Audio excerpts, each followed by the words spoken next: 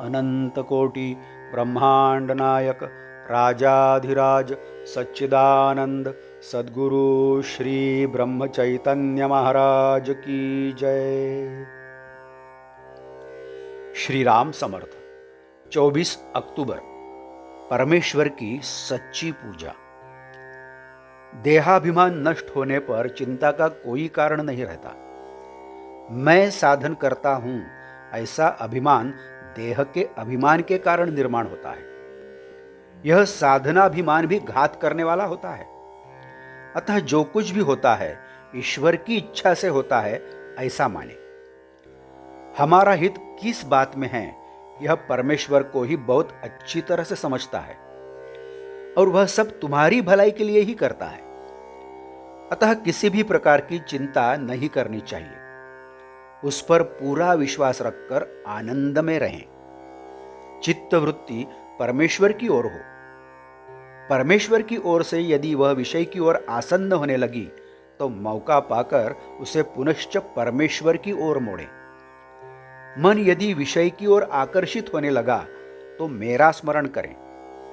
विलंब से मेरा स्मरण हो तो भी हर्ज नहीं, लेकिन मेरा स्मरण अवश्य करें। भविष्य में शीघ्र स्मरण होने लगेगा।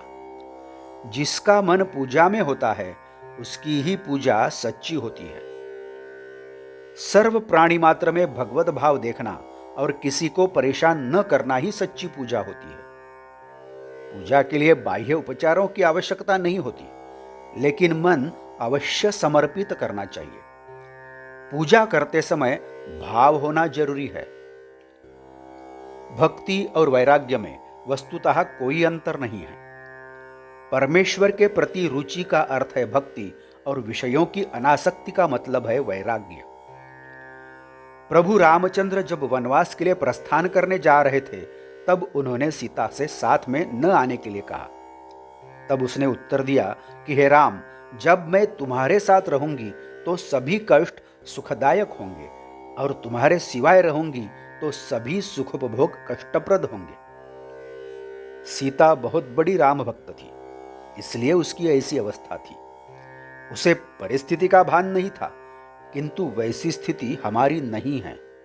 हम एक तरफ परिस्थिति पर अवलंबित होते हैं और दूसरी ओर हम भगवंत की इच्छा भी करते हैं, इसलिए हम समन्वय का मार्ग स्वीकारें।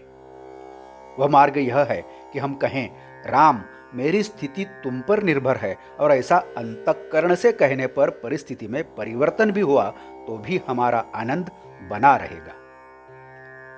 मैं जो करना चाहता हूं, क्या वह मेरे भगवान को पसंद आएगा? ऐसी भावना से बरतना ही सगुणोपासना का हेतु है। जैसे हम सगुण की भक्ति बढ़ाते हैं, वैसे वैसे अन्य परेशानियां कम होती रहती है। सगुण की उपासना को हम कल्पना से आज प्रारंभ करें, बाद में निश्चयात्मकता अपने आप आएगी। चैतन्य सर्वत्र है, वह कहीं भी प्रकट हो सकता है। उसे प्रकट करना अपनी भावना पर निर्भर है। जिसकी भावना अत्यंत शुद्ध और निस्संदेह होती है, उसको पत्थर की मूर्ति भी देवता बनता है। लेकिन अति शुद्ध भावना अपेक्षित है, उसमें मिलावट उपयोगी नहीं होती। आज का बोध वचन। उपाधियां, वासनाएं नष्ट करने के लिए ही नाम स्मरण आवश्यक है। जानकी जीवन स्मरण, जय जय राम। नमस्कार। मराठी और हिंदी में श्री महाराज की प्रवचनें आप हर रोज सुन रहे हैं, लेकिन आपसे विनती है कि कृपया चैनल को भेंट देकर प्लेलिस्ट देखिए। प्लेलिस्ट के जरिए आप कोई भी प्रवचन अपनी सुविधा के अनुसार सुन सकते हैं। मैं फिर से एक बार आपसे कहना चाहूँगा कि यदि आपने अभी तक चैनल सब्सक्राइब नहीं किया है तो कृपया सब्सक्राइब करिए, लाइक करिए, शेयर करिए, कमेंट्स दें, बेल आइकन दबाना मत भूलिए। धन्यवाद। जय जय श्री राम।